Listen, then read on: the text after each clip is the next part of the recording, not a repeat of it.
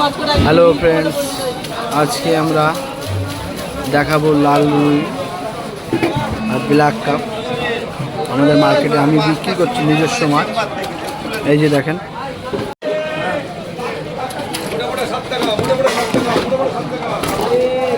এটা হলো black cup.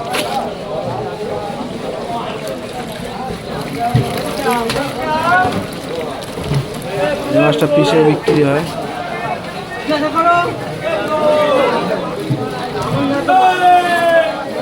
এই মাছটা হচ্ছে নতুন মাছ এবছরের, গোল্ডেন রুই, সবাই লাল রুই বলে।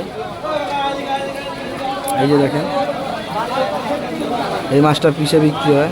এই মাছটা খুব বাড়ে।